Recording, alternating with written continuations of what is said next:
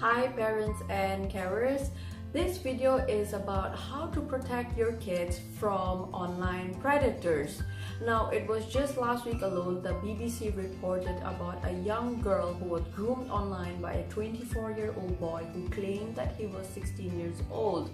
They exchanged text messages to Facebook and Snapchat, and things turned sexual very fast. They agreed to meet, he picked her up from school, took her to the woods, had sex with her, and threw her out of the car at the traffic light. She was horrified, crying, bleeding. Her parents reported to the BBC that they felt like they have failed their daughters.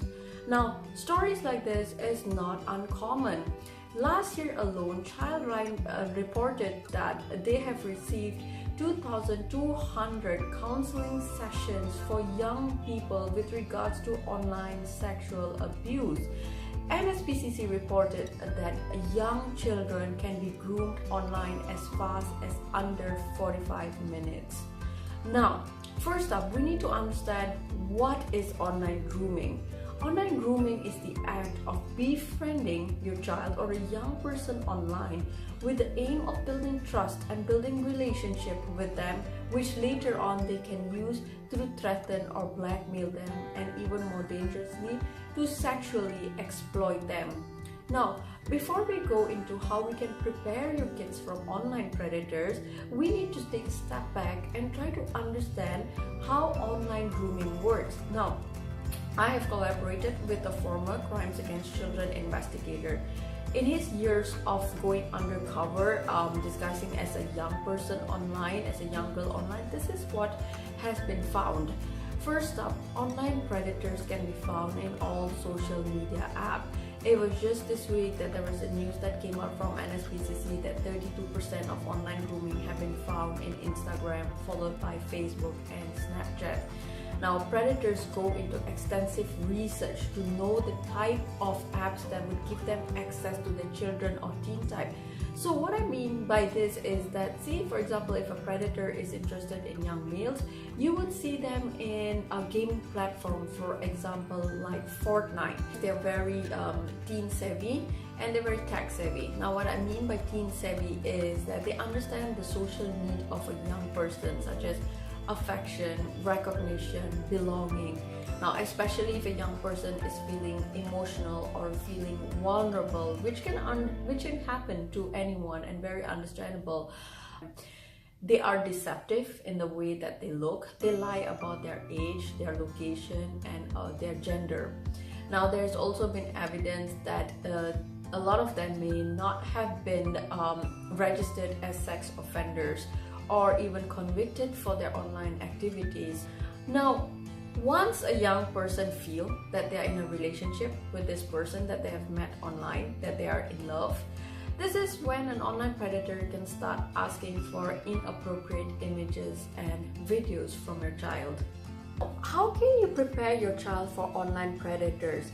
If your children have access to the internet, you need to speak to them about the possibility of meeting someone online.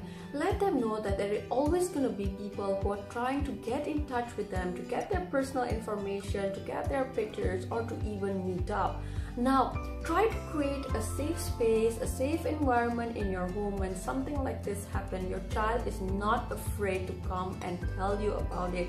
In fact, let your child know that these things can happen, that they should be careful, but if it does happen, that they should go and speak to a trusted adult. Also, don't forget to talk to your child about online privacy. Always remind them to never share their personal information such as their phone number, their address, their school, and so on with strangers. Talk to them about their digital footprint, about the dangers of sending nude images to a person they don't know, or in fact, don't send it at all. If they're below the age of 18 years old, they may face legal consequences for doing so. Now, there are other measures that you can have in place. For instance, if your child already have access to social media apps, let them know that you will be monitoring their account. Now, you're not doing this because you don't trust your child, but rather there are thousands of other people out there that you do not trust that are using this platform that could be targeting exactly your child. Once your child have come to a stage where you think they're emotionally equipped to be dealing with such things, to be dealing with the content that can be found on social media, then you don't have to monitor their account anymore.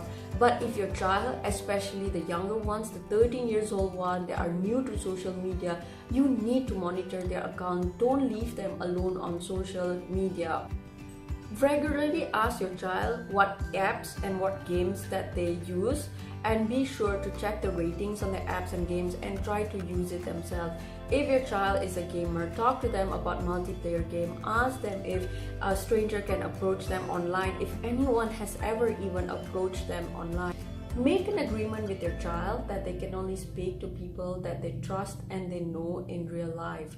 Don't be afraid to spot check your kids' devices, especially for younger kids. It is okay to do that. This is because you want to make sure that they are being safe online, and explain to them that you will be doing this until you think that they are mature enough to be left alone with their devices. But doing spot check, using parental control apps, those are just basic measures. The most important one is to have open communication with your child. Now, remember that the internet is not all bad. There are plenty of good out there, but there are also things like online predators and online grooming.